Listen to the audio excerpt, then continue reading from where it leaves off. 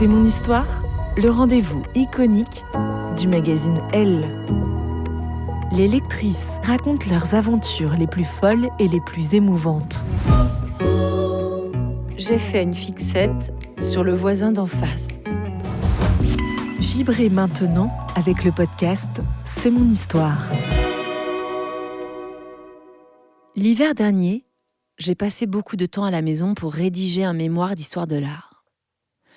Ainsi, tous les soirs, j'étais assise devant l'ordinateur, entourée de livres du début du XXe siècle sur la photographie.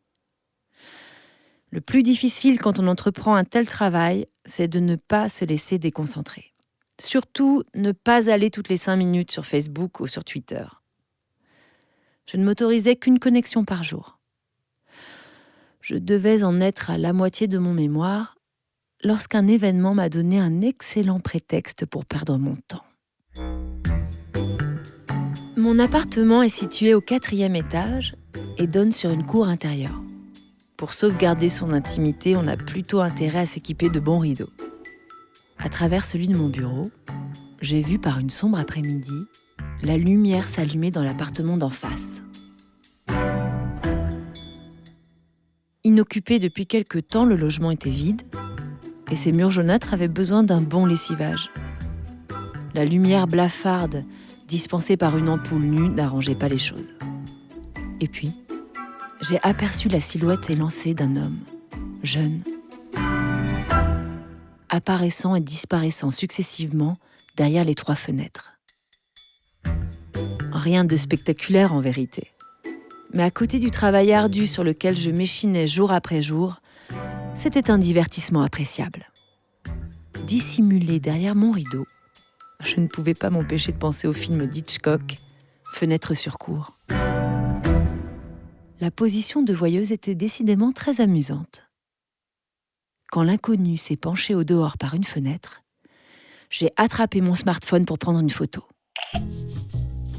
Manque de contraste, mal cadré, mon cliché ne montrait qu'une ombre en contre-jour. Mais cette ombre était inspirante.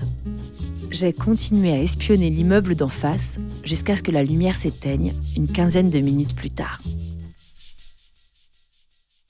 Le lendemain, j'ai été distraite dans mon travail. Je levais le nez de l'ordinateur fréquemment. Y avait-il de la visite en face ?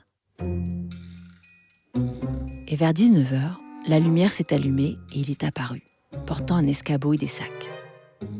Puis il a commencé à peindre les murs et les plafonds. À 23h, il s'est arrêté. Je n'avais pas cessé de le regarder. Quand il a ouvert la fenêtre pour évacuer l'odeur de la peinture, j'ai pris une nouvelle photo. Il est revenu le lendemain à la même heure, puis les jours suivants. J'en ai déduit qu'il travaillait ailleurs dans la journée. Quant à moi, j'observais l'avancée des travaux. La fenêtre la plus à droite était celle de la cuisine, qui prenait des couleurs ocre. Les 2 autres, elles, permettaient de constater que le garçon appréciait les harmonies de bleu et de violet. Et cette diversion à heure fixe m'encourageait à travailler avant l'arrivée du voisin. Car dès qu'il apparaissait, j'étais hypnotisée par sa présence de l'autre côté de la cour. Pour écouter la suite de cette histoire, vous devez être abonné à Elle. Nous vous proposons une offre 100% numérique ou une offre avec votre magazine livré chez vous chaque semaine.